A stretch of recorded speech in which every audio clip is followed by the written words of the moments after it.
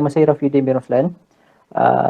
So currently sekarang bekerja di berkhidmat di Pusat Pengajian Seni Bina Lanskap, so UiTM Puncak Alam. As a profession, sebagai seorang pensyarah, dan pada masa yang sama juga as a practitioner adalah seorang landscape architect lah. Landscape architect yang berdaftar dengan ILAM. Dari segi academic background, saya diploma dalam Seni Bina Lanskap UiTM, and then further in degree Ijazah Sarjana Muda Seni Bina Lanskap juga di Shah Alam, UiTM Shah Alam, and then saya after that further my master dalam Urban Development and Management.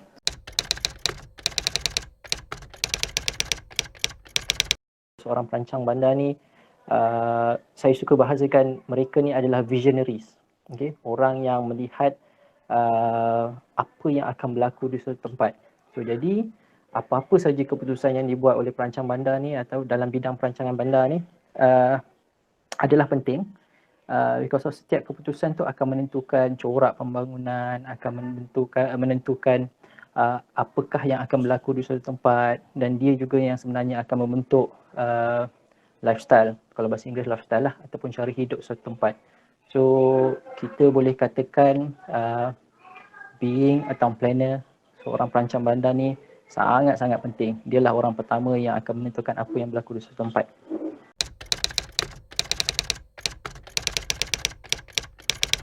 Istilah bersifat holistik, memikirkan tentang kesemua atribut ataupun kesemua perkara-perkara yang berkait dalam alam bina. Itu yang penting.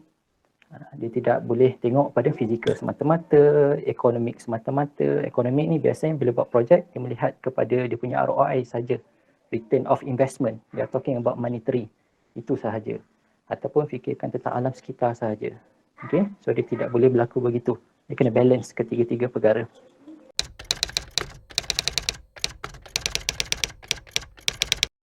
The first one, to meet up with the current trend, current or future trend.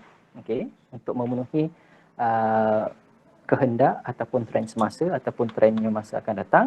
Yang kedua adalah untuk collaboration, bekerjasama untuk memastikan apa yang you cuba capai itu berjaya. These are the two challenge, okay, based on my opinion and based on my experience. Sometimes development tu tidak mengambil kira tentang alam sekitar. That's why you will nampak some certain natural area tu tidak diambil kira. At the end of the day, dia berlaku degradation ataupun kemusnahan. So that's why the tools such as EIA, Environmental Impact Assessment tu masuk untuk mengambil perkara-perkara sebenarnya. So jadi penambahbaikan yang kita boleh buat adalah being a good town planner ni adalah dia bersifat holistik. Dia memahami tentang planning itu sendiri, dan pada masa yang sama dia juga memahami faktor-faktor luar, external factors. Hasil interview sebentar tadi, saya bersetuju dengan pendapat Encik Rafi. Sudah tentulah sebagai seorang perancang bandar memainkan peranan penting bagi pembangunan di suatu kawasan. Ia berperanan untuk mengawal, merancang serta susun atur pembangunan agar terancang dan bersistematik mengikut rancangan-rancangan pembangunan serta garis panduan yang ditetapkan.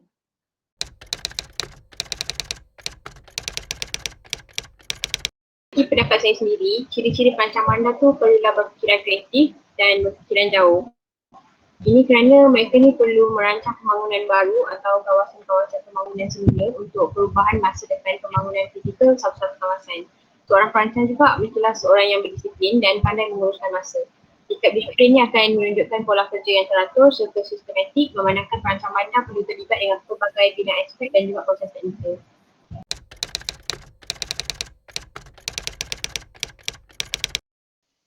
Cabaran semasa perancang bandar ialah masalah kekurangan sumber utama, iaitu tanah dan ruang pembangunan yang memberi kesan besar kepada perancang bandar bagi melaksanakan perancangan dan pembangunan kawasan pada masa kini. So dalam perancang bandar, kaedah perancangan bandar perlu diperbaharui dengan mengadaptasikan perkembangan teknologi serta mempunyai kemahiran di mana ia mampu memenuhi keperluan masyarakat dengan menyediakan persekitaran fizikal yang lebih strategik dan dinamik.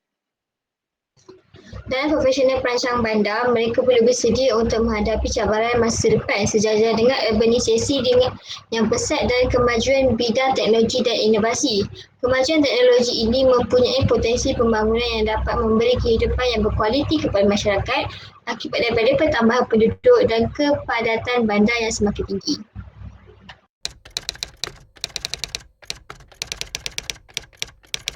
Untuk meningkatkan profesionalisme perancang bandar, mereka ni perlu sentiasa memperbaiki kemahiran dan tahap profesional dengan menggunakan pelbagai sumber lah dari masa ke masa. Perancangan kerja yang teliti juga perlu dirancang bagi mencapai matlamat profesionalisme. Selain itu, mereka juga perlu mendapatkan kemahiran yang baru dan menambah pengetahuan dengan menyertai pelbagai seminar lah atau bengkel bagi menyediakan diri.